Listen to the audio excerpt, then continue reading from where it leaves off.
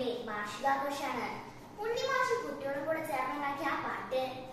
വെള്ളരിമലയുടെ താഴ്വാരത്തൊരു വിദ്യാലയമുണ്ടേ, കുന്നംമുടിയോരം ചേർന്നൊരു പള്ളിക്കുടമുണ്ടേ. ആഹാ, എത്ര നല്ല വരികൾ ഒപ്പിയെടുത്തിരിക്കുന്നു. ചുരുൾമലയുടെ ഹരിതാവ ഉണ്ണി സാറിന്റെ ക്ലാസ് റൂം.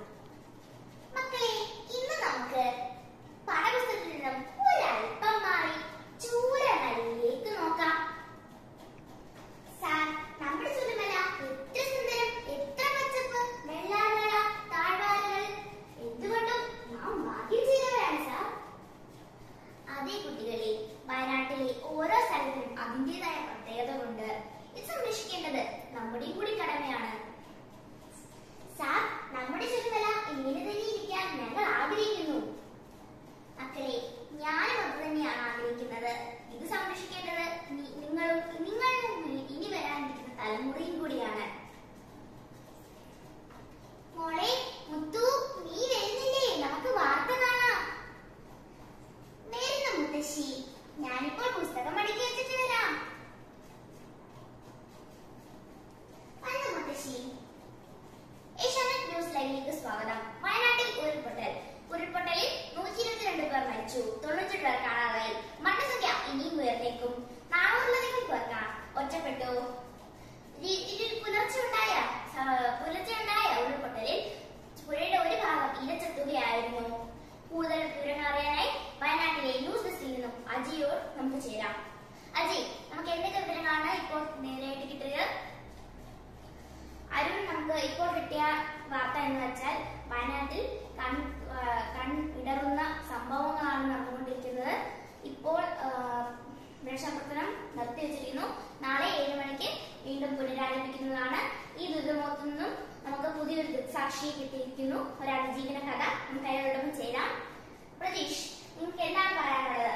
നിങ്ങൾ ഈ അപ്രതീക്ഷിതമായി എങ്ങനെയാണ് അതിജീവിച്ചത്? നിങ്ങളുടെ അനുഭവം ഒന്ന് പങ്കുവെക്കാമോ? രാവിലെ 1 മണിയോടാണ് ഒരു ഭയാനകമായ ഒച്ച കേട്ടത്.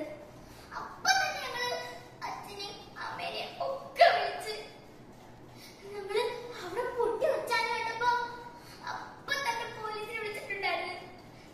ബന്ധപ്പെട്ട എല്ലാരും വിളിച്ചിട്ടുണ്ടായിരുന്നു. ഇപ്പോൾ അനീഷ് നമുക്ക് പോകട്ടിരുന്ന വേറൊരു അതിജീവന കഥയാണ്.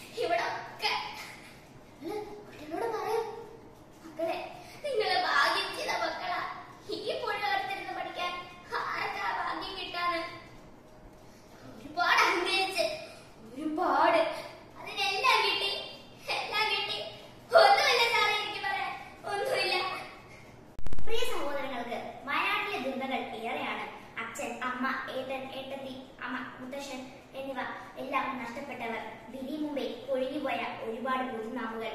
പ്രകൃതിയുടെ വികൃതി ഇനിയും ആവർത്തിക്കാതിരിക്കാൻ വേണ്ടി നമുക്ക് ഒത്തൊരുമിച്ച് കൈകോർത്ത് വയനാട്ടിനെ പിടിച്ചു ഉയർത്താം. നെഞ്ചോളം വെള്ളം കേറിയ നാടിനെ